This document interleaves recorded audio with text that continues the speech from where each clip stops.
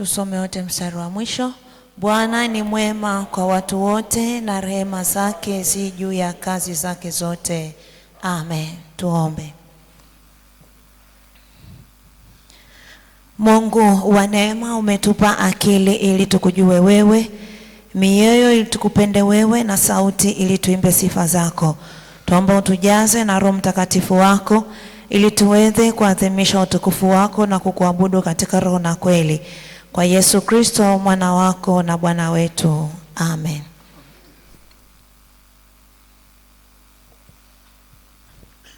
Bwana Mungu wetu yupo hapa, yupo pamoja nasi. Tumsujudie na tumche na tumsikie jinsi anavyotufundisha katika neno lake. Pende Bwana Mungu wako kwa moyo wako wote na kwa roho yako yote na kwa akili zako zote na kwa nguvu zako zote, na mpende jirani yako kama nafsi yako. Msaada wetu ni katika jina la Bwana. Tukisema kwamba hatuna dhambi twajidanganya wenyewe, wala kweli haimo mwetu.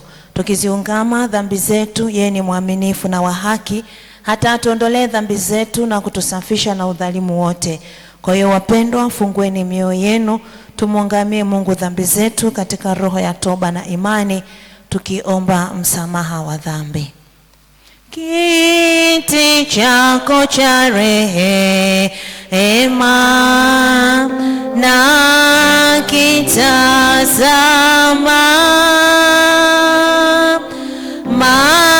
magoti napiga pale, nisamehewe. Tuungame sote tukisema: Mungu mwenye enzi, Baba rehema, mimi niliye maskini na dhaifu na kuzaliwa katika hali ya dhambi, naungama mbele zako dhambi zangu zote nilizozifanya kwa kuwaza, kwa kunena na kwa kutenda. Nimekasirisha mara kwa mara, nikastahili adhabu yako hapa duniani na hata milele. Lakini najutia dhambi zangu na kutubu kweli, na kusihi kwa rehema yako iliyokuu unihurumie na kuniokoa mimi niliye maskini na mwenye dhambi. Ee Bwana, unisamehe dhambi zangu zote, unipe nguvu ya Roho Mtakatifu wako, nishike mwenendo mpya. Amen. Wakristo, pokeeni ondoleo la dhambi. Mungu mwenye enzi yote na rehema, kwa upendo wake amemtoa mwana wake wa pekee Yesu Kristo akufie msalabani. Kwa ajili yake ninakutangazia ya kuwa dhambi zako zote zimesamehewa. Ni katika jina la Mungu Baba na la Mwana na la Roho Mtakatifu. Amen. Yesu, Yesu,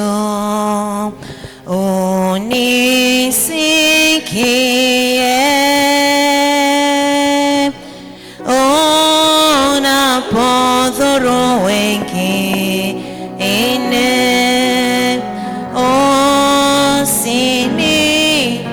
usinipite. Zaburi na antifoni ni ukurasa ule wa 288. Antifoni na Zaburi ukurasa wa 288. Haleluya, Bwana amefufuka.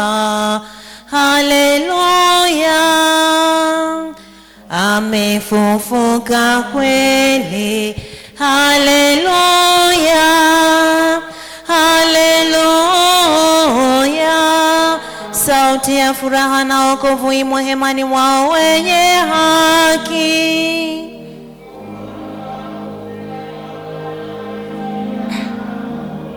Mkono wa kuume wa Bwana umetukuzwa.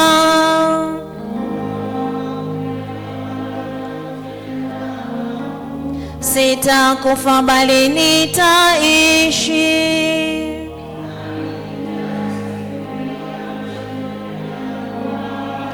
Jiwe walilolikataa waashi.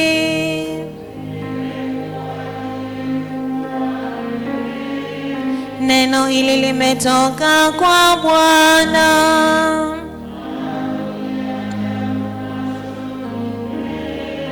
siku hii ndio aliyoifanya Bwana.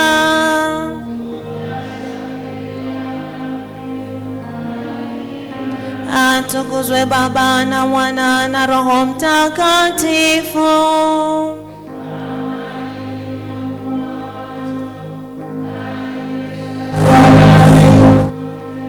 Na hata milele na milele. Amen. Haleluya, Bwana amefufuka. Haleluya, amefufuka kweli. Haleluya, haleluya. Kyrie eleison, Bwana uturehemu. Christe eleison, Kristo uturehemu. Kyrie eleison, Bwana uturehemu. Utukufu ni wa Mungu juu mbinguni, amani duniani kwa watu aliowaridhia. Mungu atukuzwe pekee, shukrani zitolewe, sababu ya rehema kuu aliyotutendea. Mungu atupenda sana, sababu hii ametupa.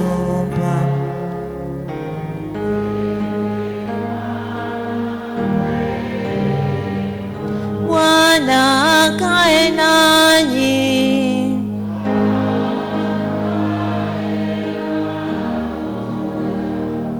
Leo ni siku ya Bwana ya kwanza inayofuata Pasaka. Aya ya siku inasema, ahimidiwe Mungu Baba wa Bwana wetu Yesu Kristo, ambaye kwa rehema zake nyingi alituzaa mara ya pili, ili tupate tumaini lenye uzima kwa kufufuka kwake Yesu Kristo katika wafu. Tuombe.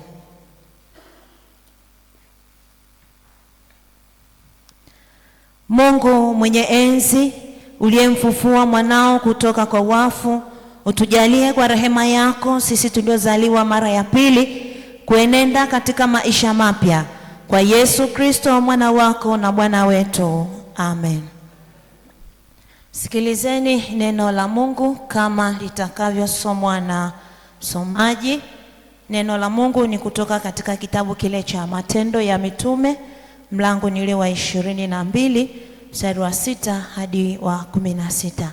Matendo ya Mitume mlango ni ule wa 22 mstari wa 6 hadi wa 16.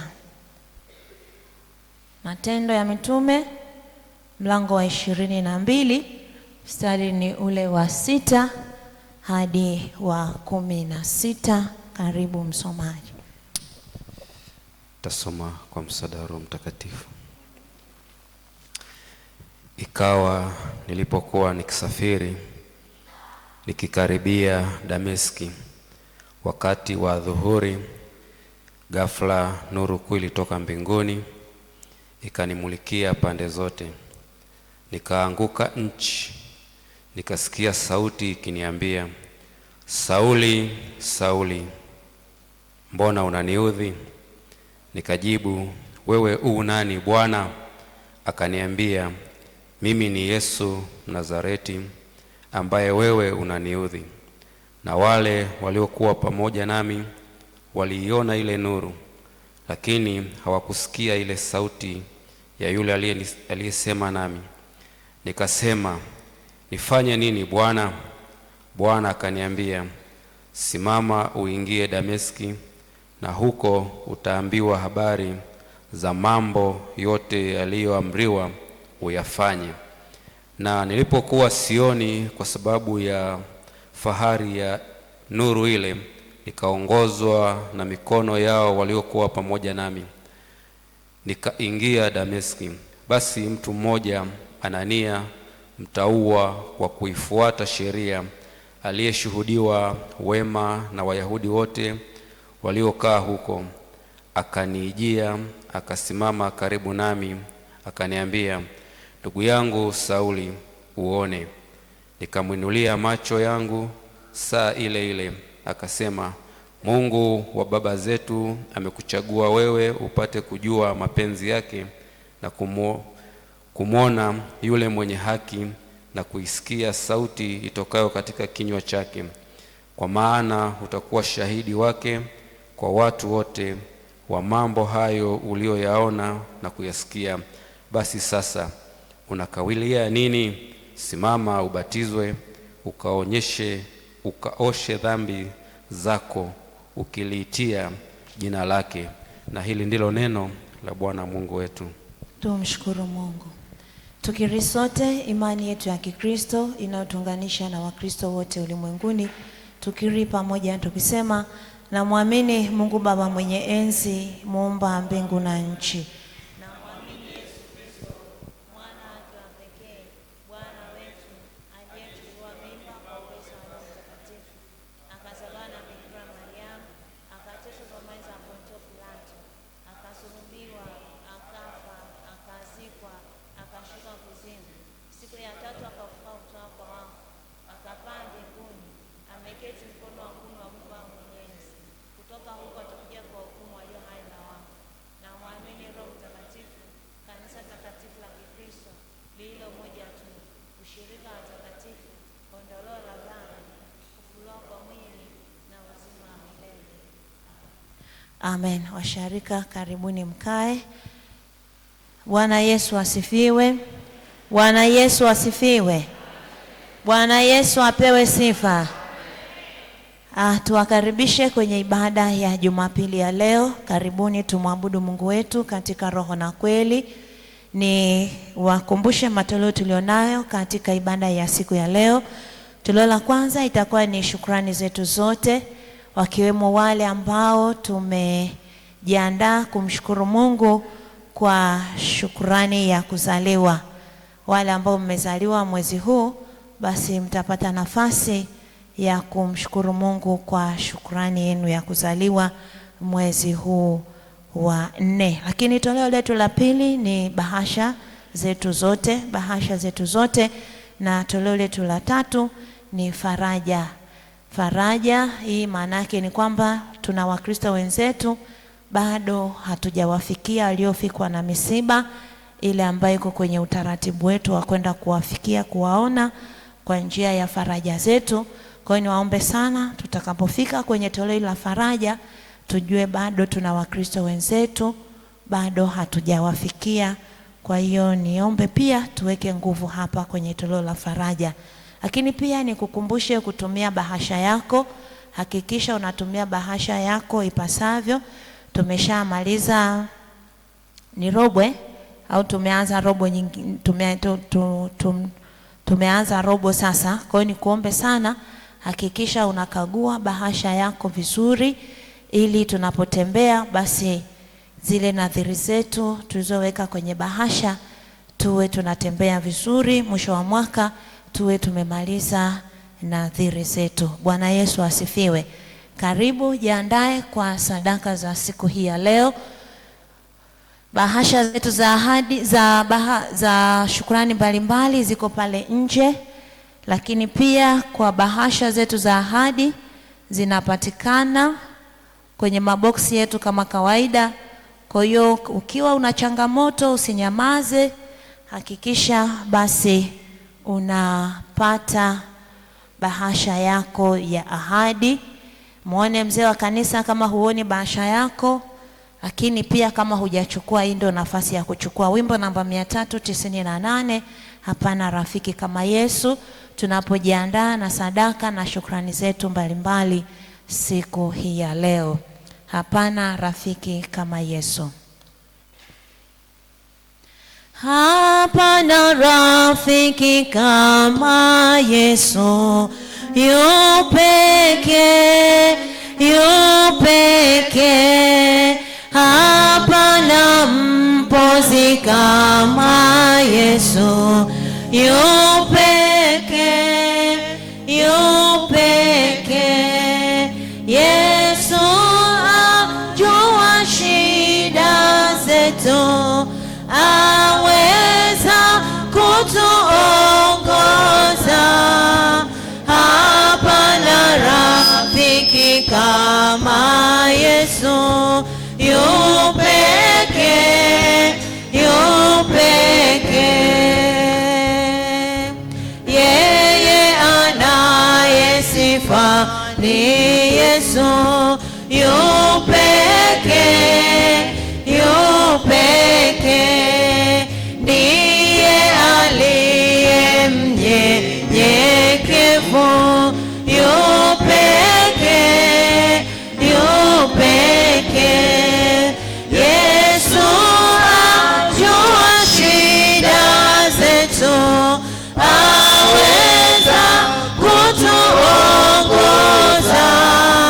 Hapana rafiki kama Yesu, yu pekee, yu pekee. Yesu pamoja nasi daima, yu pekee, yu pekee. Kwa usiku aleta salama, yu pekee, yu pekee. Yesu ajua shida zetu, aweza kutuongoza. Hapana rafiki kama Yesu, yu pekee, yu pekee. Kulinda Yesu yu mwaminifu, yu pekee, yu pekee. Hata wakubali wahalifu, yu pekee, yu pekee. Yesu ajua shida zetu, aweza kutuongoza. Hapana rafiki kama Yesu, yu pekee, yu pekee. Alipelekwa awe Mwokozi, yu pekee, yu pekee. Anatutayarishia enzi, yu pekee, yu pekee. Yesu ajua shida zetu, aweza kutuongoza. Hapana rafiki kama Yesu, yu pekee, yu pekee.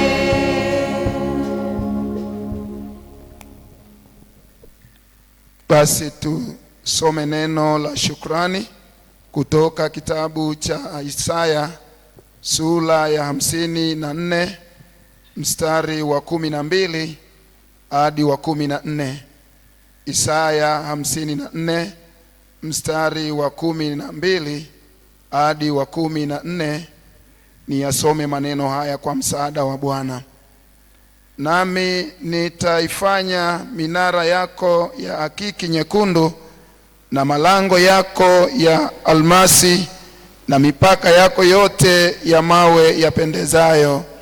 Na watoto wako wote watafundishwa na Bwana, na amani ya watoto wako itakuwa nyingi. utathibitika katika haki, utakuwa mbali na kuonewa, kwa maana hutaogopa, na mbali na hofu, kwa maana haitakukaribia. Amen. Na tuombe.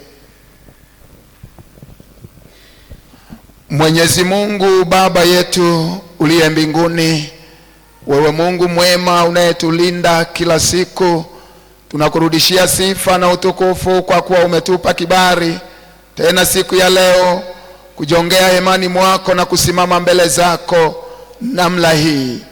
Tunapokwenda mbele zako katika shukrani mbalimbali, Baba, ninaomba ukaziangalie shukrani hizi na kuzitakabari. Zipo shukrani za fungu la 10, zipo shukrani za siri na hata sadaka za naziri, zipo sadaka za shukrani ya pekee na shukrani ya wiki. Lakini wana wako wamejiandaa kukutolea toleo la shukrani ya kuzaliwa kwao, maana wengine wamezaliwa mwezi kama huu wa 4. Tunapouanza namna hii, kila mmoja anakumbuka mwezi aliyozaliwa na jinsi ulivyomlinda hata hivi leo, na hivyo basi kuweza kusimama mbele zako kwa shukrani. Kila mmoja ukambariki kwa namna ya kwake. Zipo sadaka za toleo la bahasha za utumishi diocese na utumishi usharika, lakini pia liko toleo la faraja. Haya yote ni matoleo ambayo yanasogezwa mbele zako na wana wako, kila mmoja kwa jinsi ambavyo ameumimina moyo wake na kuachilia mbele zako. Inaomba ukazitakabari sadaka hizi na kuzikubali, Bwana. Lakini mbele yetu ziko fomu katika madhabahu hii, kila mmoja ameweka ahadi yake kwenye fomu hizi, ili Bwana unapotenda na yeye akakutolee sawasawa na ahadi aliyoiweka mbele zako. Bariki na kumsaidia kila mmoja kuweza kutimiza ahadi yake, maana vyote vyatoka kwako, Bwana, sawasawa na neno lako katika kitabu cha unabii cha Isaya 54 kuanzia mstari ule wa 12 mpaka wa 14. Ziko ahadi zako Bwana, umeahidi ukasema kila mmoja utamfanya kuwa wa thamani kama mawe yapendezayo, kama dhahabu na hata almasi. Maana yake utamfanya kuwa wa thamani, hata yule aliyekata tamaa utamfanya wa thamani na kumfanya upya tena. Lakini Mungu wetu unasema na watoto wako watafundishwa na Bwana, na amani yao itakuwa nyingi. Lakini unasema watakuwa mbali na kuonewa, maana hofu haitawakaribia. Mungu wetu, hizo ni ahadi zako, ninaomba ukazitimize kwa kila mmoja anayeumimina moyo wake mbele zako kwa sadaka na shukrani. Mungu wetu, kambariki kila mmoja. Wapo ambao wanakuhitaji kupitia kazi zao, lakini katika ndoa zao, katika afya zao, katika maisha yao, kwa namna mbalimbali ambavyo Bwana wote wanajishughulisha na kazi za mikono, za biashara na za ujasiriamali. Kumbuke kila mmoja ukambariki Bwana kwa namna anavyokuhitaji Bwana. Bariki watoto wanaokwenda kuanza muhula mpya wa masomo. Mungu, hawa ni watoto wa Wakristo katika usharika huu na wa watumishi wako. Wengine wako vioni, Bwana, wazazi wanakuhitaji, wanaachilia sadaka kwa ajili yao. Kumbuke kila mmoja kwa namna yake. Kwa jina lako Yesu, wewe uliyefufuka uhai, Bwana na Mwokozi wetu, ninaomba hivi na kuamini. Amen. Pokeeni baraka za Bwana. Bwana Mungu akubarikie na kukulinda.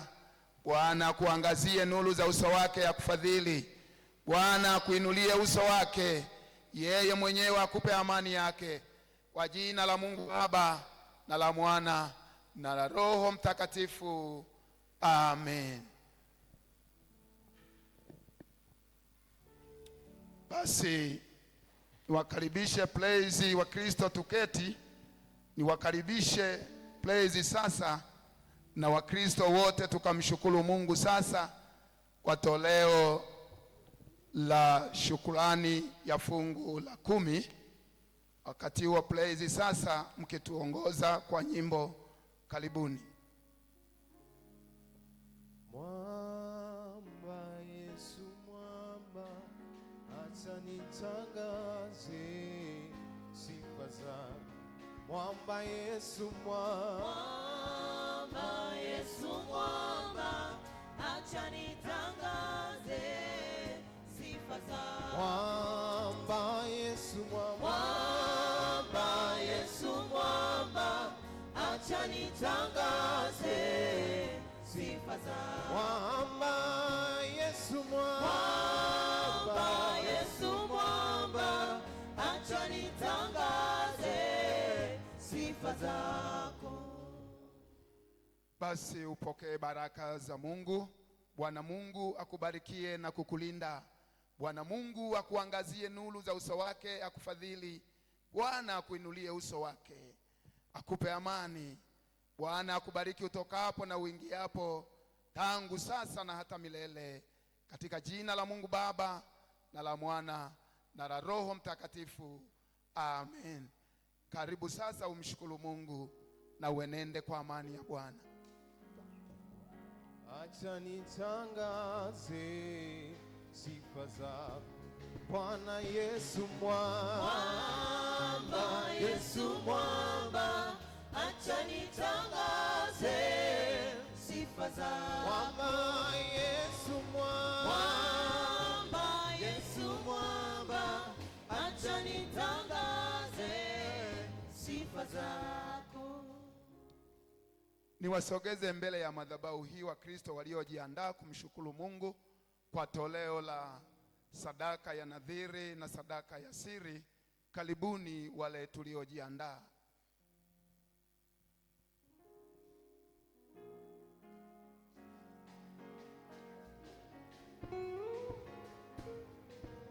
Mwamba Yesu mwamba, Mwamba Yesu mwamba, acha nitangaze sifa zako. Mwamba Yesu mwamba, Mwamba Yesu mwamba, acha nitangaze sifa zako. Pokeeni baraka za Bwana. Bwana Mungu akubarikie na kukulinda. Bwana akuangazie nuru za uso wake, akufadhili. Bwana akuinulie uso wake, yeye mwenyewe akupe amani yake. Kwa jina la Mungu Baba na la Mwana na la Roho Mtakatifu. Amen. Karibuni mumshukuru Mungu na mwenende kwa amani ya Bwana. Mwamba Yesu mwamba, Mwamba Yesu mwamba, acha nitangaze sifa zako. Mwamba Yesu mwamba, Mwamba Yesu mwamba, acha nitangaze sifa zako. Niwakaribishe Wakristo wote kumsogelea Mungu kwa shukrani ya pekee kama jinsi Mungu alivyotenda katika maisha yetu. Basi karibuni tumkaribie Mungu kwa toleo la shukrani ya pekee. Karibuni sana. kama si mkono wako ingekuwa, kama si mkono wako, Kama si mkono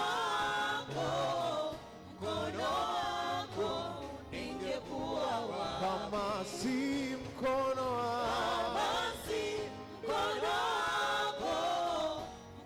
wako, ningekuwa wapi? kama si rehema zako, Kama si rehema zako, ningekuwa wapi? Pokea baraka za Bwana. Bwana Mungu akubarikie na kukulinda. Bwana Mungu akuangazie nuru za uso wake, akufadhili. Bwana akuinulie uso wake, akupe amani yake, kwa jina la Mungu Baba na la Mwana na la Roho Mtakatifu. Amen. Karibu sasa umshukuru Mungu na uenende kwa amani ya Bwana. Nimesimama juu ya mwamba palipo na nafasi, yeye umeniweka mahali pa juu, umenitenga na zoruba Bwana, yeye umeniweka mahali pa juu.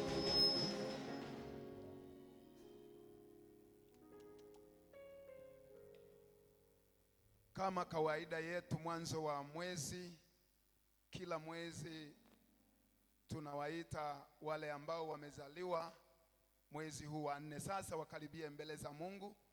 Kama umezaliwa mwezi wa 4, ni nafasi yako sasa kukaribia mbele za Mungu upate kupokea baraka za Mungu.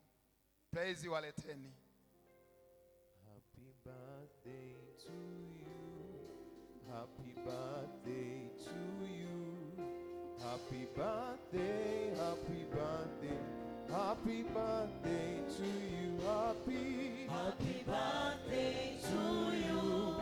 Happy birthday to you. Happy birthday, happy birthday. Happy birthday to you. Happy birthday to you. Happy birthday to you. Happy birthday, happy birthday. Happy birthday to you. Basi naomba mgeuke muwatazame wa Kristo. Jamani, tuwashangilie.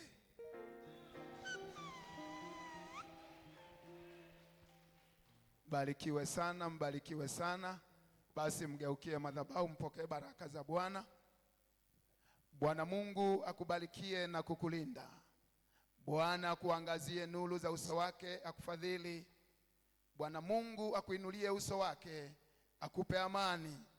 Bwana akubariki utokapo na uingiapo, tangu sasa na hata milele, katika jina la Mungu Baba na la Mwana na la Roho Mtakatifu.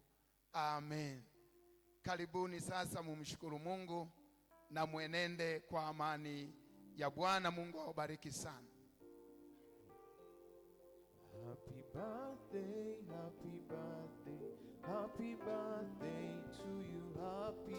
Happy birthday to you.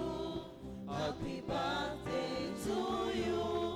Happy birthday, happy birthday. Happy birthday to you. Happy birthday to you. Happy birthday to you. Happy birthday, happy birthday. Happy birthday to you. Basi niwakaribishe Wakristo wote sasa tukamshukuru Mungu kwa toleo la shukrani ya wiki. Tukaribie mbele ya madhabahu tupokee baraka za Bwana, kisha tukamshukuru Mungu kwa toleo la shukrani ya wiki. Karibuni sana. Anaheri mtu yule ambaye Bwana ni nguvu zake. Bwana ni nguvu zake. Bwana ni nguvu zake. Anaheri mtu yule ambaye Bwana ni nguvu zake. Bwana ni nguvu zake. Bwana ni anaheri mtu yule, Anaheri mtu yule ambaye Bwana ni nguvu zake. Bwana ni nguvu zake.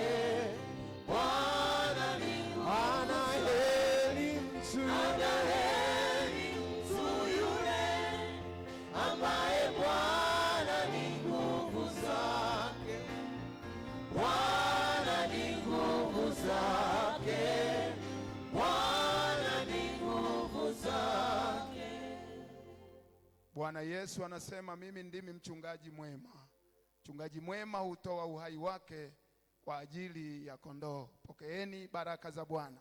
Bwana Mungu akubarikie na kukulinda. Bwana akuangazie nuru za uso wake akufadhili. Bwana akuinulie uso wake, yeye mwenyewe akupe amani yake, kwa jina la Mungu Baba na la Mwana na la Roho Mtakatifu. Amen. Karibuni sasa mshukuru Mungu na mwenende kwa amani ya Bwana.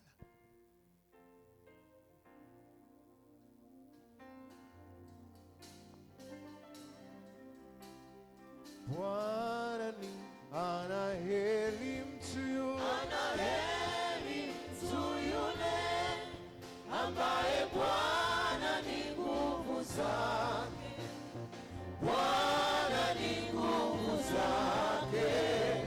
Bwana ni nguvu anaheri mtu Anaheri mtu yule ambaye Bwana ni nguvu zake. Bwana Bwana ni nguvu zake. Bwana Bwana ni nguvu anaheri mtu yule ambaye Bwana ni nguvu zake. Bwana Bwana ni nguvu zake. Bwana ni nguvu zake. Niwaalike tena wote wale ambao hatukusogea mbele ya madhabahu, basi tukaribie tukamshukuru Mungu kwa toleo hilo la shukrani ya wiki. Karibuni sana. Maana amepandwa kwenye udongo wenye rutuba. Bwana ni nguvu zake. Bwana ni nguvu, Anaheri mtu yule ambaye Bwana ni nguvu zake. Bwana ni nguvu zake. Bwana ni nguvu zake. Bwana ni nguvu zake. Anaheri mtu yule ambaye Bwana ni nguvu zake. Bwana ni nguvu zake. Bwana ni nguvu zake. Anaheri mtu yule ambaye Bwana ni nguvu zake. Bwana ni nguvu zake. Bwana ni nguvu zake. Amepandwa kwenye udongo wenye rutuba. Bwana ni nguvu zake. Bwana ni nguvu zake. Amen.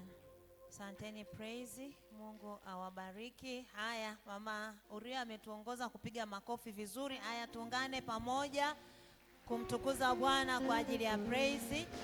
Mungu awabariki sana. Sasa niombe ushike bahasha yako ya ahadi. Shika bahasha yako ya ahadi. Tunatoa sasa bahasha ya ahadi. Praise, mko mmejiandaa na shukrani mbalimbali?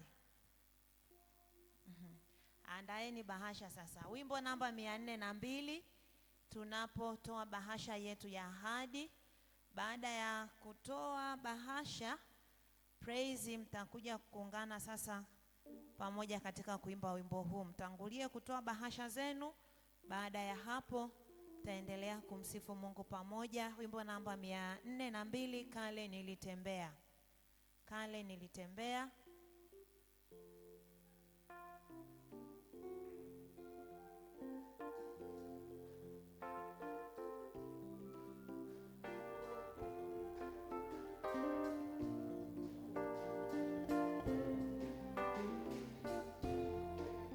Kale nilitembea nikilemewa dhambi, nilikosa msaada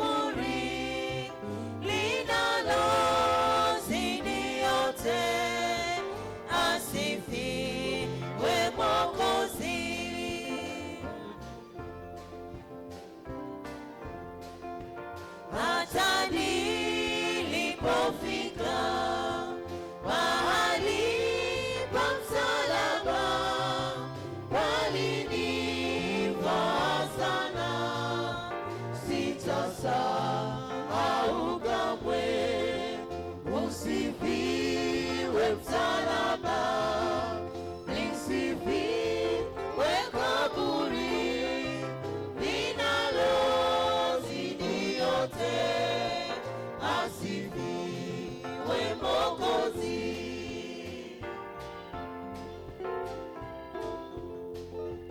Hicho ndicho chanzo cha kufurahi kwangu, hapo ndipo mzigo uliponitulia.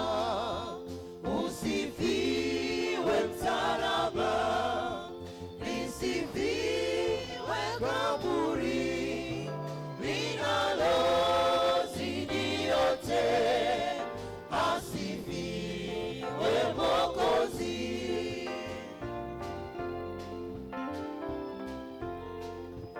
Panapo msalaba kinatolewa cheti cha kuingia mbinguni, kisicho cha kanisa.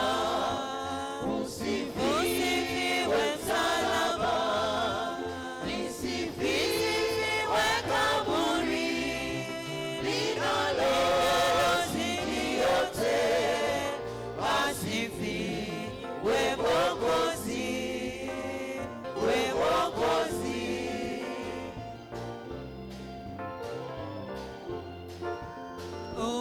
Ubavuni mwa Yesu mlitokea damu, chemichemi ya uzima itakasayo roho.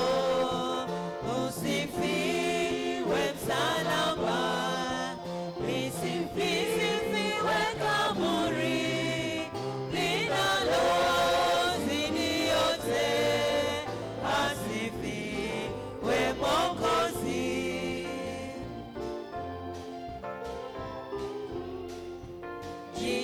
Jitahidi uingie dauni mwa Mwokozi, utafutiwa dhambi toka rohoni mwako. Usifiwe msalaba, lisifiwe kaburi linalozidi yote, asifiwe Mwokozi. Amen. Lisifiwe kaburi, usifiwe msalaba. Hebu piga makofi mengi mengi kwa ajili ya Bwana. Amen. Amen. Basi niombe usimame mahali ulipo, sifa ya dakika chache sana, na sifa hiyo hiyo itawaleta watoto wetu.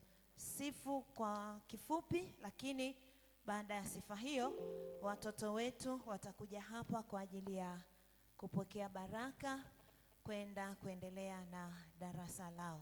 Karibu. Haleluya, haleluya watu wa Mungu. Hem, tumshangilie Mungu kama tumeokolewa jamani. Haleluya. Sasa nisikilize, tunakwenda kumwambia Mungu maneno machache. Tunamwambia hakuna jambo ambalo ni gumu kwako. Tumeelewana? Hakuna jambo ambalo ni gumu kwako. Music. Tunacheza namna hii.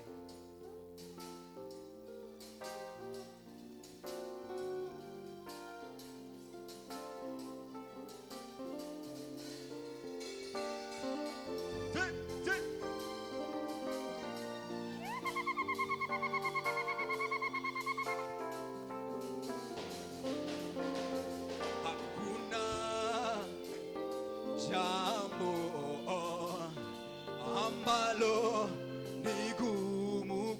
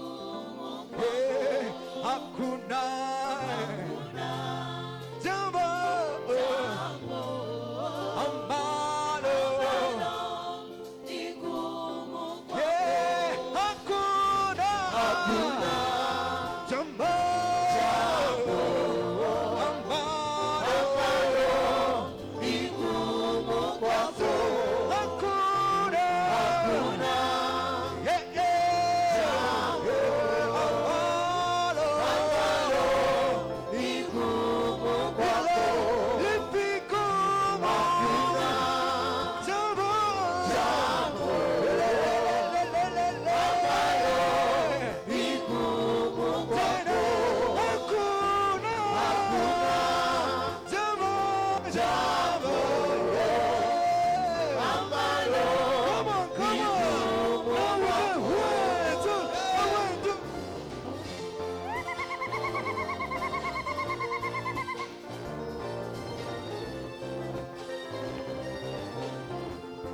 makofi na vigelegele kwa Yesu.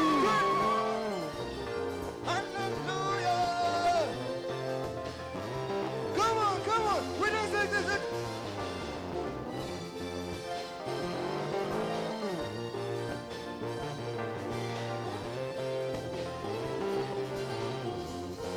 Hallelujah.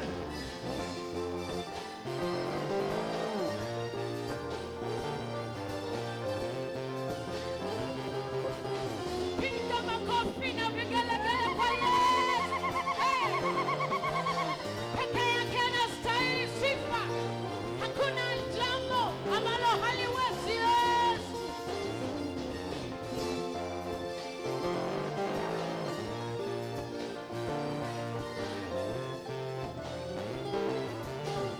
Hallelujah.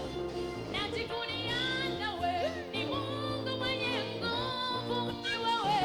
Ni wewe wa kuabudiwa. Najivunia nawe, ni Mungu nayeponya, ni wewe. Ni wewe wa kupewa sifa. Najivunia nawe, ni Mungu nayejibu, ni wewe. Ni wewe usiyeshindwa. Najivunia nawe, ni Mungu nayeponya, ni wewe. Ni wewe wa kuabudiwa. Ni wewe wa kuabudiwa. Ni wewe wa kupewa sifa. Ni wewe wa kushindwa. Ni wewe wa kuabudiwa. Ni wewe wa kupewa sifa. Ni wewe usiyeshindwa. Nyanyua makofi yako kwa juu, mshangilie Bwana. Piga makofi. Peke yake anastahili. Hatuna Mungu mwingine ila ni yeye, anayeponya, anayejibu maombi yetu. Piga makofi yako, mshangilie yeye. Peke yake anastahili. Peke yake hakuna aliye kama yeye. Tunamwabudu peke yake. Ni Ni wewe wa kuabudiwa. Ni wewe wa kupewa sifa. Tuimbe sote kwenye viti. Imba ni wewe wa kupewa sifa.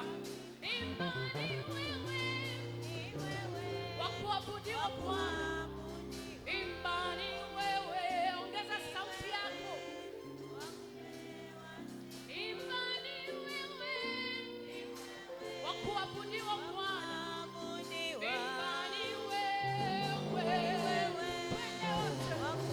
wote. Yesu Ni wewe wa kuabudiwa. Nina kwa makofi mengi na vigelegele. Amen. Asanteni praise washarika, naomba mkae tuwakaribishe watoto. Watoto mje mpokee baraka sasa muweze kuendelea na darasa lenu. Bwana nasikia kwamba umebariki wengi, nami nakuomba sasa nibariki na mimi, na mimi, na mimi,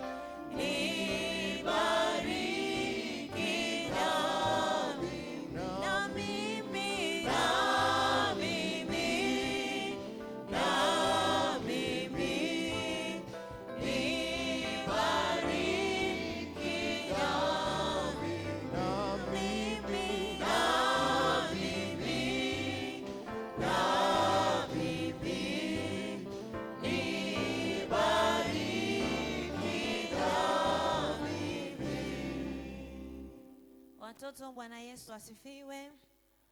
Bwana Yesu asifiwe. Sikukuu imeisha, si ndio? Wenzenu wako wapi? Mbona mko wachache sana? Sikukuu mlikuwa wengi kweli kweli. Wameenda na sikukuu?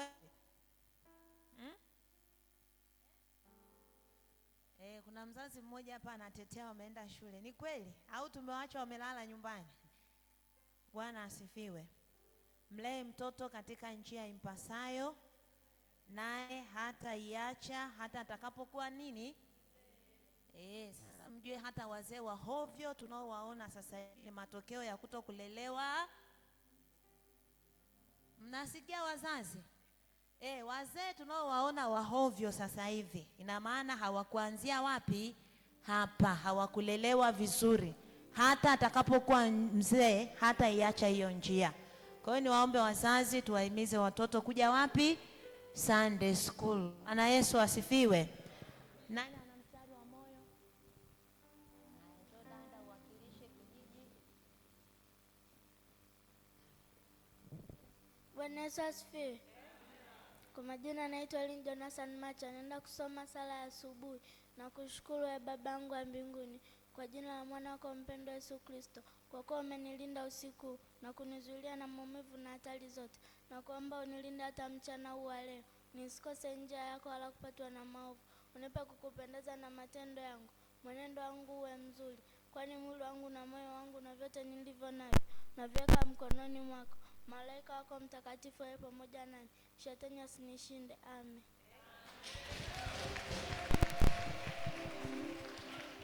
Bwana Yesu asifiwe. Kwa majina naitwa Jana kuja kutembea, naenda kusema Yohana 3 mstari wa 3 nao nasema, Yesu akamwambia, amin amin nakwambia, mtu asipozaliwa mara pili hawezi kuona ufalme wa Mungu. Amen. Bwana Yesu asifiwe. Majina naitwa Messi Stad naenda kusema Zaburi 23 mstari wa kwanza hadi wa 6 na anasema, Bwana ndiye mchungaji wangu sitaogopa. Bwana ndiye mchungaji wangu sitapungukiwa na kitu. Katika nchi majani mabichi nilaza, kando ya maji ya tulivu niongoza. Unilisha nafsi yangu na kuniongoza katika njia zake kwa ajili ya jina lake. Na mjapopita katika bonde la uvuli sitaogopa mabaya, kwa maana upo pamoja nami. Gongo wako na fimbo yako wanifariji. Waandaa meza mbele yangu machoni pa watesi wangu. Umempaka mafuta kichwani pangu, na kikombe chako kinafurika. Hakika amani na fadhili zitanifuata siku zote za maisha yangu, na mtakaa nyumbani mwa Bwana milele. Amen. Amen. Tupige tena makofi mengi mengi kwa ajili ya mahubiri mazuri. Wazazi, niulize swali. Wangapi mnajua sala ya asubuhi na sala ya jioni inapatikana wapi? Kama unajua nyosha mkono juu. Mchungaji, diakonia hayupo? Wangapi mnajua sala ya asubuhi na sala ya jioni inakopatikana? Nyosha mikono juu kwa uaminifu kabisa. Sasa hebu nikuruhusu geuka nyuma. Nyosha wewe ulionyosha mkono, nyosha mkono. Alafu geuka nyuma wewe Mkristo. Mchungaji, unaona hiyo? Huyu mtoto aliyetusomea sala hapa, ile sala inapatikana kwenye kitabu cha Tumwabudu Mungu Wetu. Ni sala ya asubuhi unapoamka, kabla ya mambo yako yote. Unamshukuru nani? Mungu. Alafu kuna sala ya jioni ya usiku kabla hujafanyaje? Hujalala. Hujui kuomba, kusoma unajua, hutaki kusoma kwenye kitabu huko. Na tumepita kwenye mafundisho ya kipaimara. Ni huzuni kwa kweli. Na hii katekisimu ndogo yanasema, na kila mwenye nyumba afundishe watoto wake. Ina maana mchungaji hata nyumbani waga hatusali. Mungu atuhurumie. Kuanzia leo katafute katekisimu ndogo kwenye kitabu chako cha Tumwabudu Mungu Wetu. Kuna sala ya asubuhi na sala ya wapi jamani? Mtoto, Mungu akubariki sana, umekumbusha wazazi wako. Jamani, tukayafanyie kazi. Kuna siku tutaumbuka hapa. Bwana asifiwe. Basi tuombe. Mwenyezi Mungu Baba wa rehema, wewe uliye mwema mno, lihimidi jina lako, Mfalme Mungu wetu na Baba yetu wa mbinguni, kwa baraka nyingi unazotukirimia katika maisha yetu, na zaidi ya yote tunakushukuru kwa baraka ya watoto hawa, maana watoto ni baraka kwetu na ni zawadi inayotoka kwako, e Bwana. Hakuna hata mmoja kwa kujishughulisha kwake aweza kujipatia baraka au zawadi ya mtoto, lakini kwa mapenzi yako na kwa neema yako umetupa watoto hawa mikononi mwetu. Ninaomba uwabariki Mungu, bariki uzao huu, ukue ukikujua wewe Mungu. Achilia roho na kiu ya kutamani kujifunza na kuyashika maneno yako ya uzima. Neno lako ni taa, likawamulikie watoto hawa. Neno lako huwapa nguvu, likawape nguvu watoto hawa. Watoto hawa wengine wananyonya bado, endelea kuwalinda na hila zote za yule adui. Lakini Bwana, wengine ni wanafunzi, wanaiendea robo ya pili ya mwaka katika muhula huu wa masomo. Naomba uwabariki na kuwawezesha katika masomo yao. Lakini bariki wazazi wetu, Wakristo wote wanaolea watoto hawa, wape hekima, wawafundishe watoto sawa sawa na agizo lako, Bwana Mungu wetu na Baba yetu wa mbinguni, unavyotuagiza na kutuelekeza katika kitabu chetu cha katekisimo ndogo ya Martin Luther, unaposema kila mwenye nyumba na wafundishe hivi watoto wote, lakini na wote waliomo nyumbani mwake, kila mmoja mmoja akafanye hivyo kwa ajili ya utukufu wa jina lako. Ninaomba hivi nikiamini kupitia jina lako wewe Yesu uliye Bwana na Mwokozi wetu, amen. Watoto, pokeeni baraka za Bwana. Bwana Mungu akubarikie na kukulinda, akuangazie nuru za uso wake, akufadhili.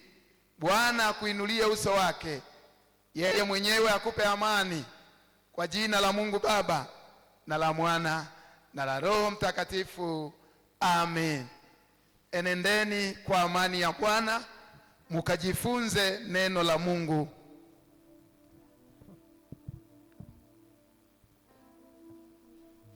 Mungu ni pendo, apenda watu. Mungu ni pendo, anipenda. Sikilize,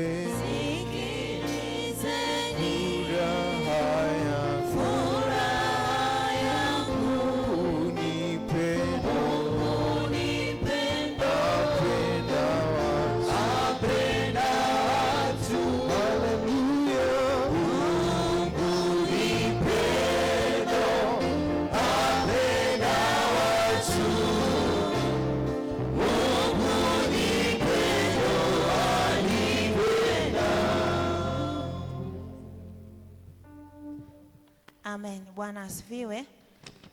Naomba praise mtatuandalia wimbo wa kumwadhimisha Bwana, kisha tutaenda kusikia ujumbe wa neno la Mungu. Wakati mnaandaa wimbo huo, washarika, Bwana Yesu asifiwe. Bwana apewe sifa. Naomba ufungue tumwabudu Mungu, ukurasa wa 505. Ukurasa wa 505.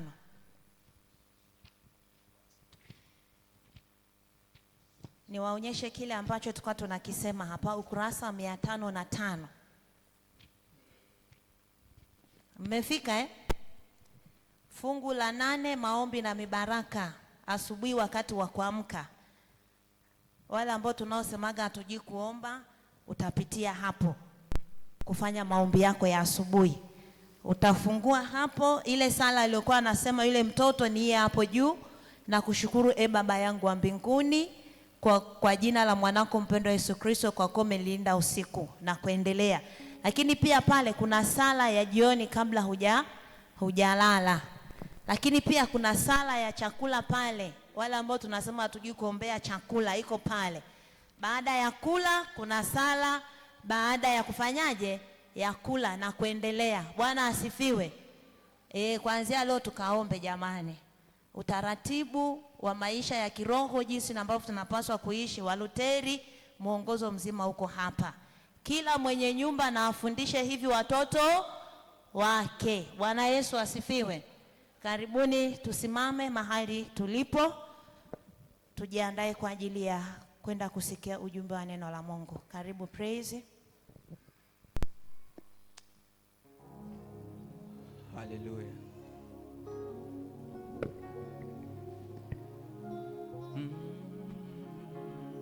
Tunakwenda kumwabudu Mungu, lakini tunasema anaheri mtu yule anayemtegemea Mungu kwa moyo na kwa roho yake yote.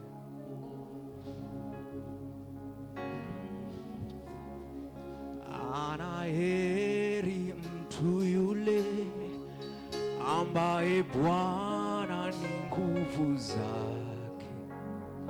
Bwana ni nguvu zake. Bwana ni nguvu zake.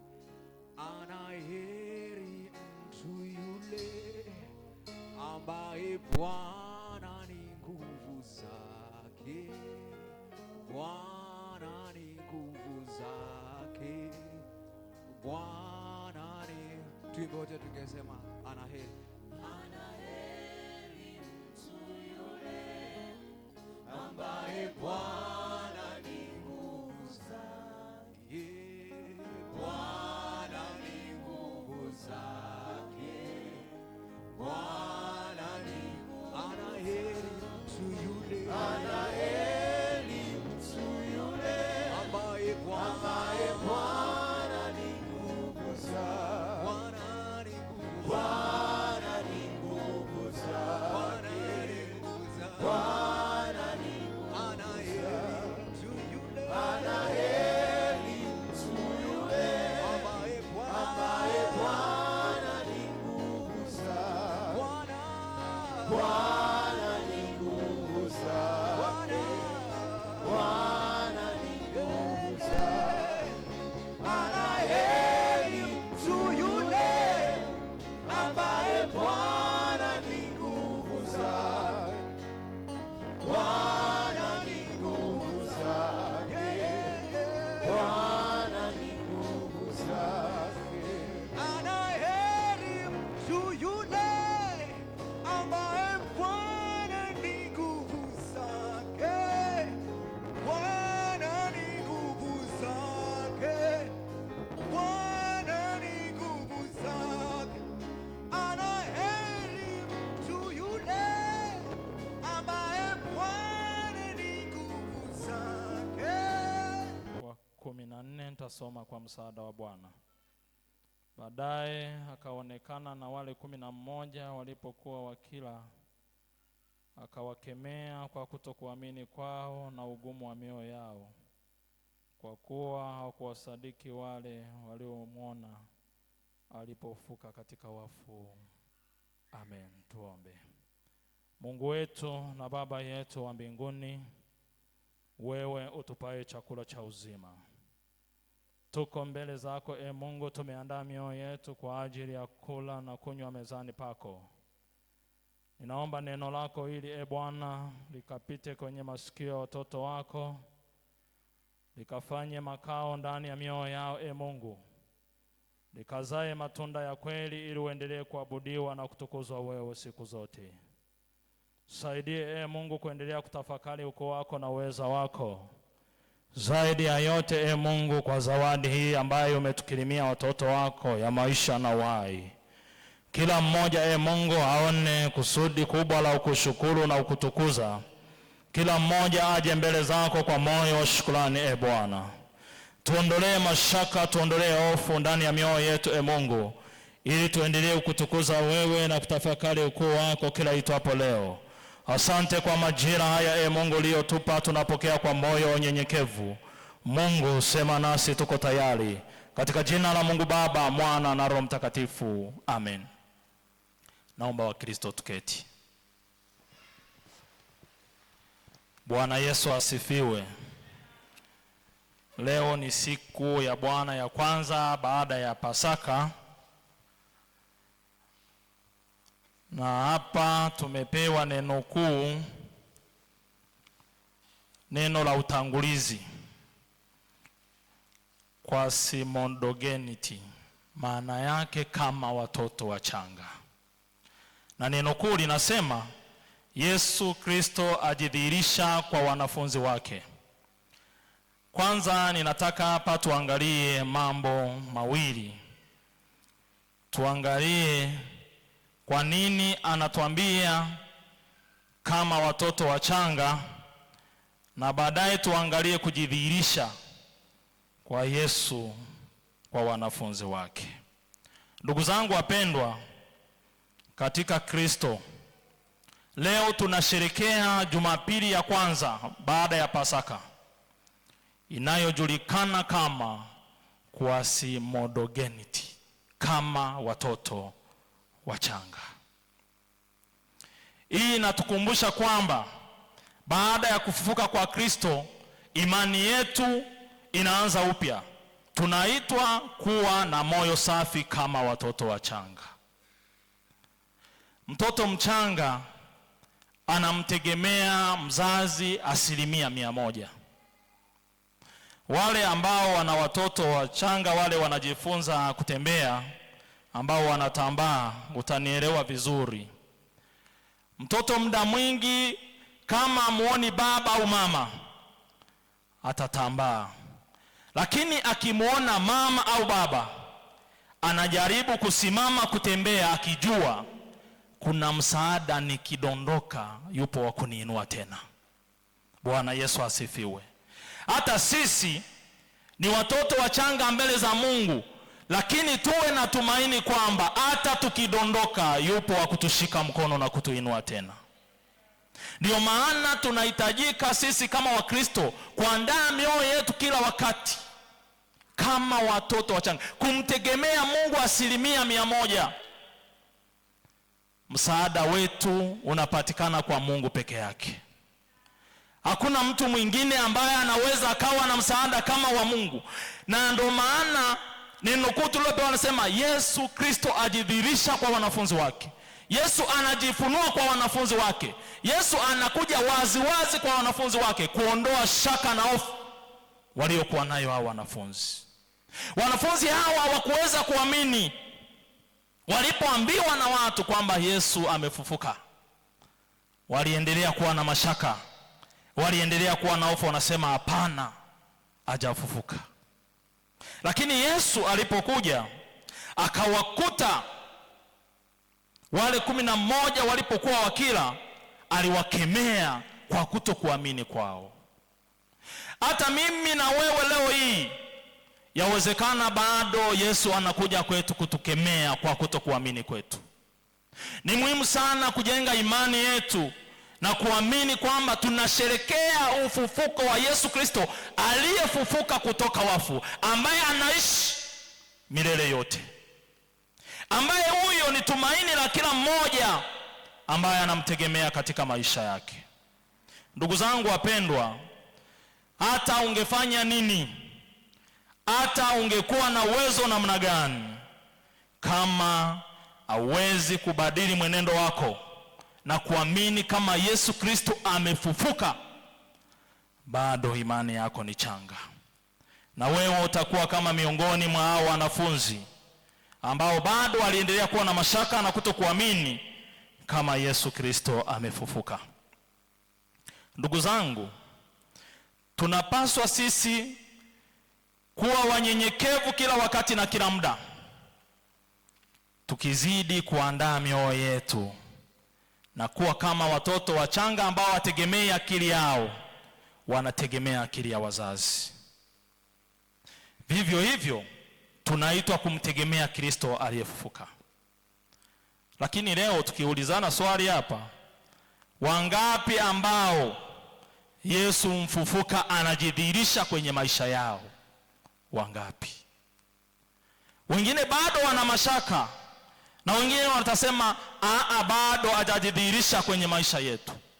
Lakini Yesu amejidhihirisha kwa kila mmoja, maana hata sasa hapo ulipokaa unatumia pumzi ambayo haulipia hata shilingi 100. Hiyo inadhihirisha uwepo wa Mungu kwenye maisha yako. Bwana Yesu asifiwe. Wapendwa, Yesu aliwakemea hawa wanafunzi kwa sababu ya hofu na mashaka. Na watu wengi yawezekana tulipo sasa hivi kwa sababu ya hofu na mashaka iliyojengeka ndani ya mioyo yetu. Mungu anasema na wewe fanya hivi, kwa sababu ya hofu na mashaka unasita, unasema siwezi, nitafeli, siwezi kupiga hatua. Hofu na mashaka imetufanya tusipige hatua, tuendelee kuwa pale ambako tulikuwa jana, tupo leo na kesho kutwa na mtondo na mtondogo. Kwa sababu ya nini? Hofu na mashaka ambayo tumeiruhusu sisi kukaa kwenye mioyo yetu. Neno la Mungu tulilolisoma au kifungu hiki kinaeleza kwamba Yesu aliwatokea wale wanafunzi 11 walipokuwa mezani. Walikuwa wamekata tamaa, walikuwa wameishiwa nguvu, walikuwa na hofu, hawakuamini ushuhuda wa kufufuka kwake. Lakini anakuja anawakemea, anasema nao. Biblia inasema Yesu akawakaripia kwa kutokuamini. Aliwaonyesha uwepo wake halisi. Hii inatuonyesha kuwa hata kama tuna mashaka, Yesu bado anakuja kwetu. Bwana Yesu asifiwe. Nisikilize nikwambie, Yesu aji kwa wale waliokwisha kukamilika, anakuja kwetu pamoja na madhaifu yetu ili atukamilishe. Yesu hakuja kwa ajili ya wale wenye haki, amekuja kwa wale ambao hawana haki ili wapate haki. Ndio maana hawa wanafunzi baada ya kujidhihirisha kwao, anawapa utume. Anawaambia enendeni ulimwenguni mote mkaihubiri injili kwa kila kiumbe. Maana yake hao wanafunzi waliondoka na ushujaa, waliondoka na nguvu. Wanasema tunaye Mungu ambaye yuko upande wetu. Hata kama tukianguka atatushika mkono, hata tukipitia majaribu yuko upande wetu, atatuvusha katika haya majaribu. Hofu waliokuwa nayo ikaondoka, wakaendelea mbele wakimtukuza Mungu kwa sababu wamemwona uso kwa uso.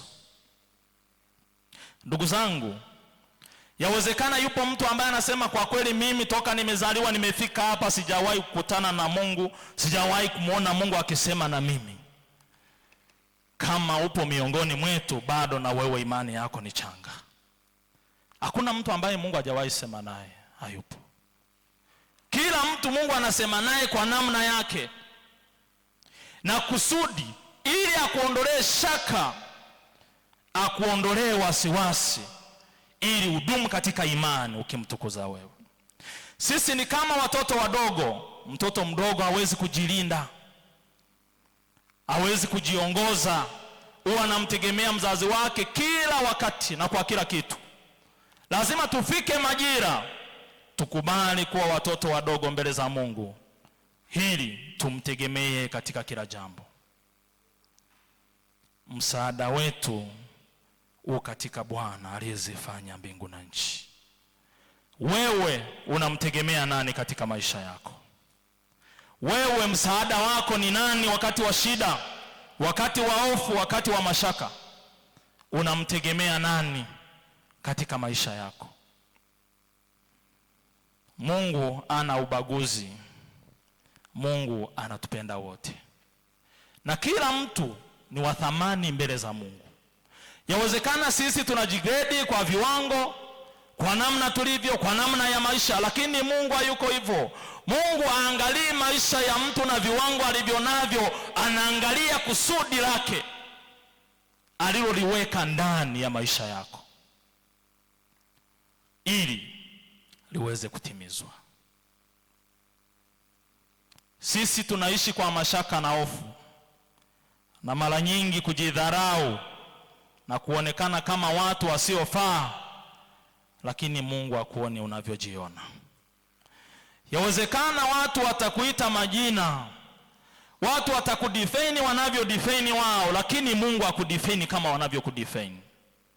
Mungu anakuona wewe ni wa thamani sana. Yesu anajidhihirisha katikati ya hofu na mashaka. Kuna watu leo wanaishi kama wanafunzi, wamepoteza matumaini baada ya kupoteza kazi. Niko hapa leo kukuambia hujapoteza kazi. Maferi yako yanapitiwa na mwajiri na CV yako. Wakati ukifika utapata ajira. Mungu si mwanadamu hata aseme uongo. Kuna mtu anasononeka moyoni, kwa nini ninapita hapa? Kwa nini haya majaribu? No, hayo sio majaribu ya kuondoa kwenye kusudi la Mungu. Mungu anakutengeneza ili kesho na kesho kutwa utoe ushuhuda kwa watu wengine, ili watu wakikuona wawe na maswali wao ndani ya mioyo yao. Ni huyu mama, ni huyu baba, ni huyu dada. Unasimama kwa ujasiri kama wanafunzi wa Yesu, unasema ndio, ni mimi. Yesu Kristo amejidhihirisha kwenye maisha yangu. Bwana Yesu asifiwe. Mawimbi ni mengi ya mashaka na hofu, lakini Yesu anakuja kuondoa hayo mawimbi. Wengine tunafanya kazi kwa shida, wengine tunaishi kwenye jamii kwa shida, wengine tuko kazini lakini mtu analia moyoni, anasema Mungu, bora nisingekuwa na hii kazi. Wengine kwenye ndoa zao, mwingine anasema Mungu, bora nisingeoa, bora nisingeolewa. No, Mungu anakuandaa ili uwe ushuhuda kwa watu wengine, ili watu wakiwatazama waseme kwa kweli, hatukujua kama huyu baba angesimama, hatukujua huyu mama kama angesimama. Lakini Yesu akijidhihirisha kwenye maisha yako, changamoto zinaondoka, mikosi inaondoka, unakuwa nuru mpya. Watu wakikutazama wanamtukuza Mungu. Wapo wengine walioumizwa katika mahusiano, na wanasema mioyoni mwao, kwa kweli sitaki mahusiano tena. No, Mungu amekuondolea mtu asiye sahihi, anakuandalia mtu aliye sahihi. Huko ndiko kujidhihirisha kwa Yesu katika maisha yetu. Yesu anapojidhihirisha, anaondoa yale yasiyostahili, yale yasiyofaa, anakutengenezea mazingira mapya ambayo ukisimama hautaanguka tena. Wengine wanaogopa kesho yao. Mpendwa, kesho yako ni bora kuliko leo, kwa sababu kesho yako anayejua ni Mungu peke yake. Hata ungemuuliza nani, hakuna anayeweza kukuambia kesho yako imebeba nini. Kesho yako anayejua ni Mungu, na kesho yako imebeba ushuhuda mkubwa. Muhimu sana ni kuondoa mashaka, ni kuondoa na hofu ndani ya mioyo yetu. Huyu Yesu anayejidhihirisha kwa wanafunzi wake, anajidhihirisha hata katikati ya maisha yetu, ili kuondoa hizo hofu, kuondoa hayo mashaka, na kutupa tumaini la kuendelea mbele. Mtu mmoja alipoteza biashara yake yote. Alikuwa amefunga milango kama wanafunzi wa Yesu walivyofunga milango, lakini aliporudi kwa Mungu kwa maombi na kwa neno, amani ilimjaa kwanza, na Mungu akafungua milango yake tena. Nikwambie, Mungu kitu cha kwanza anachokitangaza katikati ya shida yako, anatangaza amani. Baada ya amani, anadhihirisha kile ulichokiomba kwa muda mrefu. Ndio maana hata Yesu alipokuwa anakuja kwa wanafunzi wake, hakuanza kuambia kwa nini mnahofu, kwa nini mmejifungia. No, alianza kwa kuambia amani ya Bwana iwe juu yenu. Amani ilipotangazwa, milango ikafunguliwa, milango ya hofu ikafunguliwa, milango ya mashaka ikafunguliwa. Wanafunzi wake wakasonga mbele kwa ujasiri. Ukisoma Luka 24 kuanzia mstari wa 36, utaona Yesu anawaendea wanafunzi wake, anawaambia amani ya Bwana iwe juu yenu. Anatangaza amani, baadaye milango inafunguliwa ili kuendelea mbele na kuendelea kumtukuza Mungu. Kanuni ya Yesu huanza kujidhihirisha kwa kutangaza amani. Aanzi kukupa kile unachokiomba, no. Hata angekupa bado, kama una amani ndani ya moyo wako utaendelea kunungunika. Anatangaza amani kwanza, alafu anakupa kile unachokitaka. Na ukisha kipata kwa sababu una amani ndani ya moyo wako, kamwe utaacha kumtukuza Mungu. Utakuwa ni mtu wa kuimba nyimbo za sifa. Bwana Mungu, nashangaa kabisa nikitazama kama zilivyo nyota nguru mo vitu vingi vyote viumbwavyo kwa uwezo wa roho yangu na ikuimbie jinsi wewe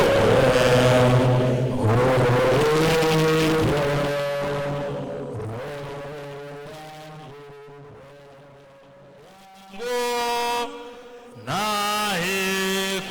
ikuimbie jinsi wewe ulivyo.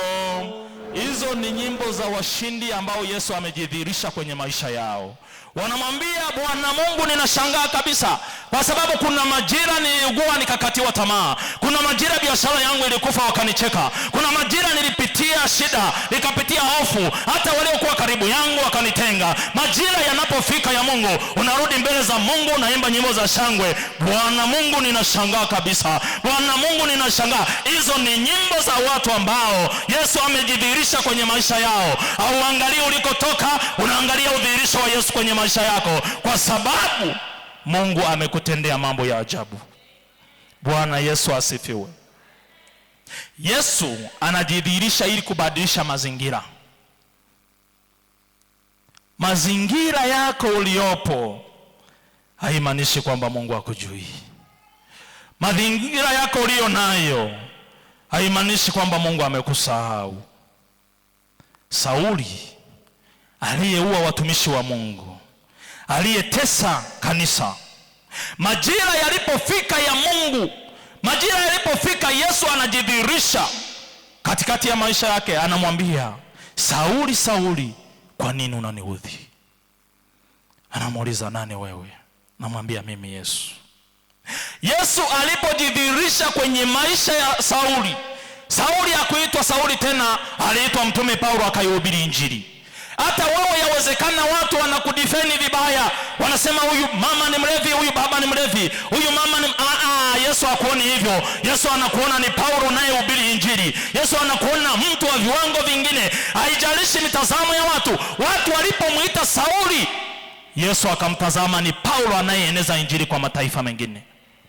Huyo ndiye Mungu. Mungu si mwanadamu. Mungu hakutazame kwenye viwango hivyo unavyojitazama, no. Watu wanasema huyu mama haiwezekani. Hatunaona naingia kanisani lakini hafai. Waambie, kwenu sifai ila kwa Mungu ninafaa. Mimi ndiye Paulo nitakayehubiri Injili kesho. Kama sio mimi ni watoto wangu. Kama sio watoto wangu, wajukuu wangu watahubiri Injili. Huyo ndiye Mungu akijidhihirisha kwenye maisha yako. Kila kilichodharaulika kitakuwa na heshima kubwa.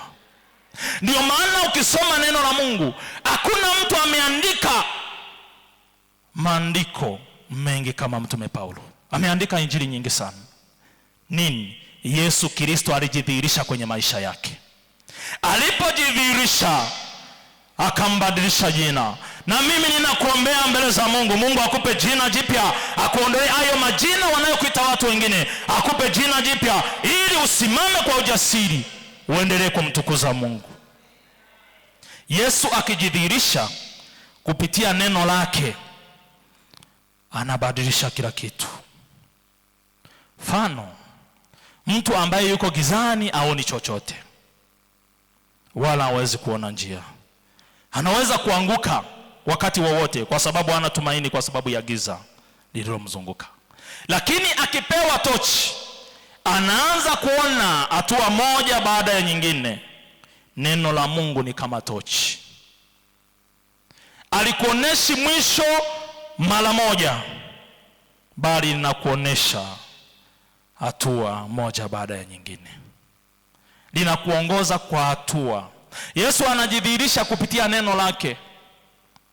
Kwa mfano, mtu ambaye ameugua muda mrefu, miezi 3, miezi 4, amelala kitandani, anapopona hakuna mtu anayemwambia nenda wasimulie watu, kwa sababu ya ushuhuda wa Mungu. Utashangaa na kuambia, kwa kweli sikujua kama ningepona, sikujua kama ningepona. Nimelala kitandani miezi 6, lakini Mungu ameniponya. Nimelala kitandani mwaka mmoja, lakini Mungu ameniponya. Nini? Mungu ameweka neno ndani yake kwamba aoneshe ushuhuda kwa watu wengine. Yawezekana wapo waliokata tamaa, akionesha huo ushuhuda nao wanakuwa na tumaini jipya. Kumbe hata kwangu inawezekana, kumbe hata kwangu inawezekana. Huyo ndiye Yesu Kristo anayejidhihirisha katikati ya maisha yetu. Sisi ni kama mtoto anayejifunza kutembea. Anaanguka mara nyingi, lakini baba au mama yuko karibu kumuinua. Hivyo ndivyo ilivyo kwa waumini. Tunaanguka mara nyingi, lakini Yesu hatuachi. Tunaanguka mara nyingi, lakini Mungu hatuachi. Hata watu wakituacha, Mungu hawezi kutuacha. Ndio maana neno la Mungu linasema, sipendezwi na kifo cha mtu mwenye dhambi. Yesu hakuja ili watu wapotee, alikuja bali wawe na uzima wa milele. Bwana Yesu asifiwe. Yesu kisha anajidhihirishaje katikati ya maisha yetu? Yawezekana tumeishi kwa mashaka na wasiwasi. Yawezekana ni kwa sababu ya ugonjwa ulionao, umeenda hospitalini na kuambia haiwezekani. Yasiyowezekana kwa wanadamu, kwa Mungu yanawezekana. Hata watu wakisema haiwezekani, au ni watu na wameumbwa na Mungu. Yupo mmoja mwenye majibu ya mwisho, ambaye ni Mungu peke yake.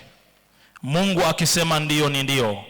Mungu hajawahi kuwa mwongo, wala hajawahi kusema uongo. Naomba simama kwa miguu yako. Simama kwa miguu yako. Mwambie Mungu, jidhihirishe kwenye maisha yangu, jidhihirishe. Yawezekana unapita pagumu, umekata tamaa kwa sababu ya mambo unayokutana nayo, unaona kama uwezi. Yesu huyu aliyejidhihirisha kwa wanafunzi amekuja kujidhihirisha kwenye maisha yako. Magonjwa yanaondoka, mikosi inaacha, na kila lililo baya Mungu anaweza kulibadilisha likawa jema. Mungu wetu na Baba yetu wa mbinguni, wewe uliye mwema na waki siku zote, Yesu Kristo uliyejidhihirisha kwa wanafunzi wako walipokuwa wamejawa na mashaka, wamejawa na hofu, wamekata tamaa kabisa, waoni mwangaza, wataki kumwamini mtu yeyote. Bwana, yalifika majira ukajidhihirisha katikati yao, ukawakemea kwa sababu ya kutokuamini kwao. Yawezekana hata sisi tumeshindwa kuvuka tulipo kwa sababu hatuna imani, hatujaamini kama umefufuka Yesu Kristo. Lakini leo umesema nasi juu ya udhihirisho wako. Ninaomba jidhihirishe katikati ya maisha huyo mama, jidhihirishe kwenye maisha huyo baba, jidhihirishe kwenye maisha huyo dada. Bwana, yawezekana wengine wanapita pagumu kwenye ndoa zao, kwenye biashara, Mungu, wengine kwenye kazi zao. Bwana, kama wamekataliwa na wanadamu, wewe Mungu hujawakataa. Watu wanawaona kama Sauli, wewe unawaona kama Paulo watakaohubiri injili kesho. Watu wanaona wasiofaa, lakini wewe Mungu unasema njooni kwangu wote wenye kusumbuka na kulemewa na mizigo, nami nitawapumzisha. Mungu wetu na Baba yetu, ninaomba endelea kuwatafakarisha watoto wako juu ya udhihirisho wako. Mungu, ukajidhihirishe kwa kila mmoja mmoja. Bwana, walioteseka muda mrefu, wengine ni magonjwa. Bwana, yawezekana madaktari wamewaambia ugonjwa hauwezekani kupona. Upo Yesu Kristo ambaye ukijidhihirisha unabadilisha hata majina, unatupa majina mapya. Ninaomba likajengeke jina jipya juu ya mama huyo, jina jipya kwa huyo baba, jina jipya kwa huyo mama. Asante Mungu wetu na Baba yetu, wewe unayetuwazia mema kila wakati na kila muda. Endelea kusema na kila mmoja wetu, tusaidie Bwana. Bwana, tuishi kwenye kusudi lako. Hofu na mashaka vikaondoke Bwana, vilivyokamata watoto wako wameshindwa kupiga hatua kama wanafunzi wako Bwana, ambavyo hofu iliwafanya wajifungie ndani, lakini majira yalipofika ulitamka amani, ukafungua na milango ya hofu. Ulitamka amani, mashaka yakaondoka. Ndivyo ninavyokusihi Mungu wetu na Baba yetu, ondoa hayo mashaka, ondoa hofu, ili watoto wako wakutazame wewe Yesu Kristo mfufuka, maisha yao yote wakutegemea wewe kama watoto wachanga Bwana wanavyowategemea wazazi. Tufanye hata sisi kama watoto wachanga tukutegemea wewe majira yote na wakati wote. Asante kwa neema hii ya ajabu Bwana, upendo wako upimiki kiasi chake. Neno lako linasema upendo ulionao kwetu ni zaidi ya upendo wa mama kwa mtoto wake. Yesu, unadhihirisha haya yote kwa sababu ulibeba madhaifu yetu ukaendea msalaba bila aibu, kwa ajili yangu, kwa ajili ya huyo mama, kwa ajili ya huyo baba. Hata leo tunashangilia kufufuka kwako Mungu wetu na Baba yetu. Ninaomba fufuka kwenye maisha ya watoto wako, wajalie neema Mungu ya ukujua wewe na ukuabudu wewe kila wakati na kila muda. Asante kwa sababu hata sasa wewe ni mwaminifu, hata sasa wewe ni mwema. Hakuna mwingine zaidi yako. Heshima na utukufu vikurudie wewe. Asante kwa namna ulivyosema na watoto wako, ulivyosema na kanisa lako Bwana. Neno hili Mungu kalipande kama mbegu, likakuwe na kuzaa matunda, ili uendelee kutukuzwa wewe siku zote za maisha yetu. Katika jina la Mungu Baba, Mwana na Roho Mtakatifu. Amen. Nimekombolewa na Yesu aliyeninemia Kwa bei ya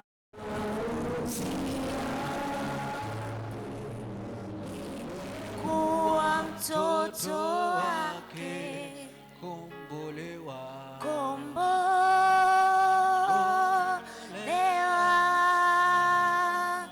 na kombolewa na damu,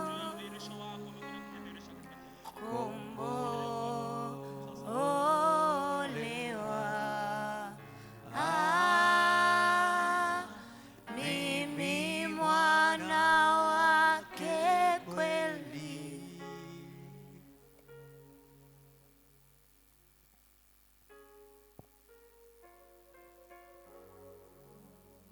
Bwana Yesu asifiwe. Tumtukuze Mungu kwa ajili ya ujumbe mzuri wa neno la Mungu ambao umeachiliwa kwetu kwa kinywa cha mtumishi wake. Mungu akubariki sana mtheolojia kwa kuwa tayari kulilisha kanisa la Mungu. Na neno la Mungu nasema kila mwenye sikio na alisikie neno hili ambalo Roho ayaambia makanisa. Bwana asifiwe. Tunakwenda kumshukuru Mungu sasa kwa sadaka ambayo imebaki kwa toleo la faraja.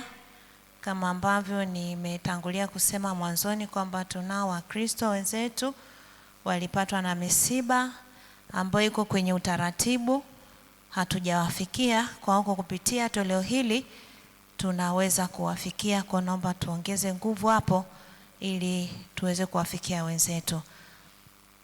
Tutaimba wimbo namba 351 tunapotoa toleo hili. Wimbo namba 351.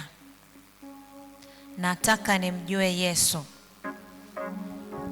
Nataka nimjue Yesu na nizidi kumfahamu, nijue pendo lake na wokovu wake kamili. Zaidi, zaidi nimfahamu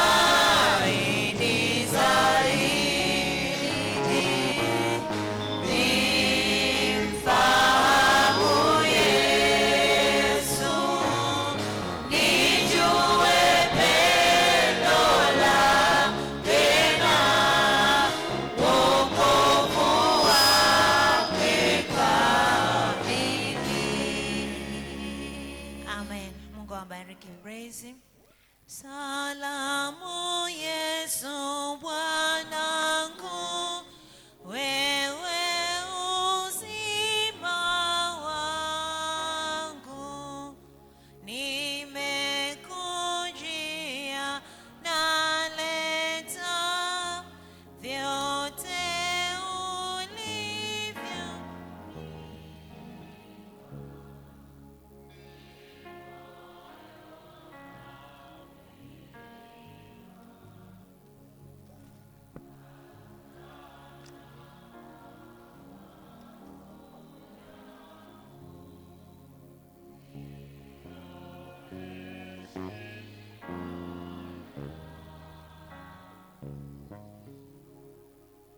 Tuombe kwa ajili ya matoleo. Mungu mwenye neema na rehema, umemtoa mwanao pekee Yesu Kristo afe kwa ajili ya dhambi zetu, ili tupate kuhesabiwa haki na kuwa washiriki wa Roho Mtakatifu. Tunakuomba uyapokee matoleo haya tukuletea sasa, na miili na roho zetu viwe dhabihu iliyo hai ya ukupendeza na takatifu machoni pako, kwa Yesu Kristo mwana wako na Bwana wetu. Amen. Nimrudishie Bwana nini?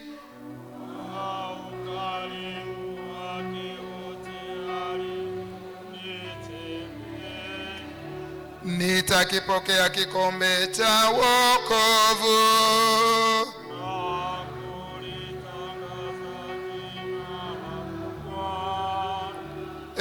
Bwana, hakika mimi ni mtumishi wako.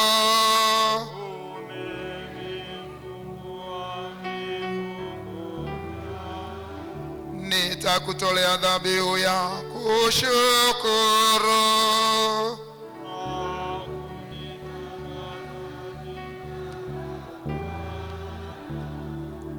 Mwenyezi Mungu Baba wa rehema, umeagiza maombezi yafanyike kwa ajili ya wote. Twakuomba uliongoze kanisa lako takatifu ili lidumu na kukua katika umoja na ushuhuda wake. Ulimwenguni mote imani yetu izidi. Tunaiombea serikali yetu ya Tanzania, uipe neema, ituongoze katika mema yote, nchi iwe na amani. Nasi tuishi katika amani na kuwa na mafanikio na kubarikiwa katika kazi zetu zote zilizo halali mbele zako, tusipatwe na mabaya. Tunawaombea wote wenye shida mbalimbali, ugonjwa na taabu za kila aina. Tunawakumbuka ndugu zetu wa Kristo wenzetu ambao majina yao yapo kwenye madhabahu hii.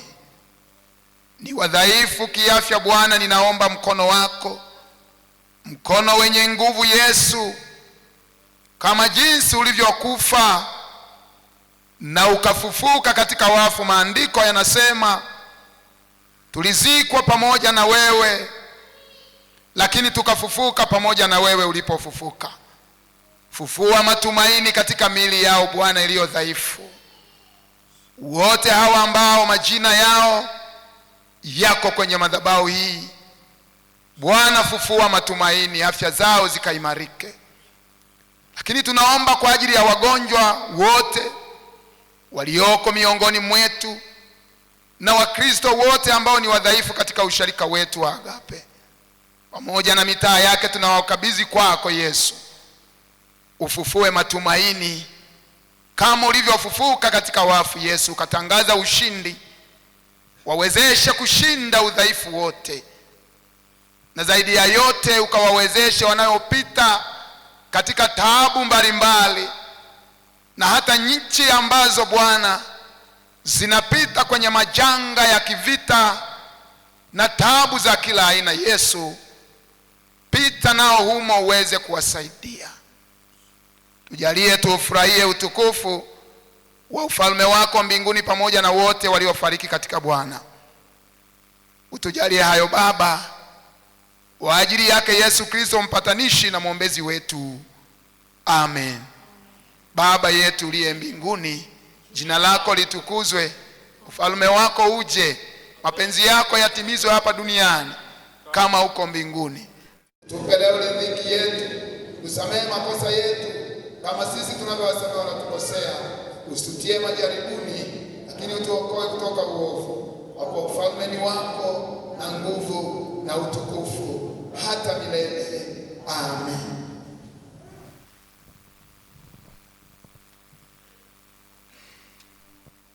Bwana akae nanyi.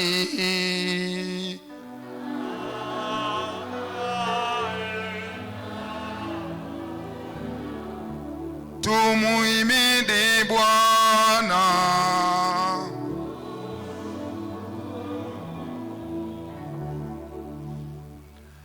Pokeeni baraka za Bwana ninyi nyote mnaomtegemea Bwana.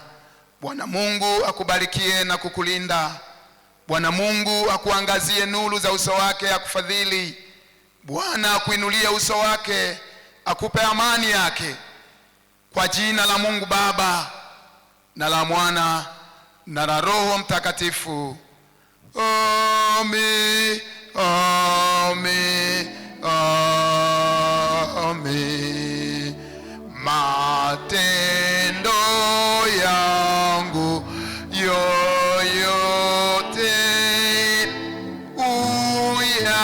uyatenge.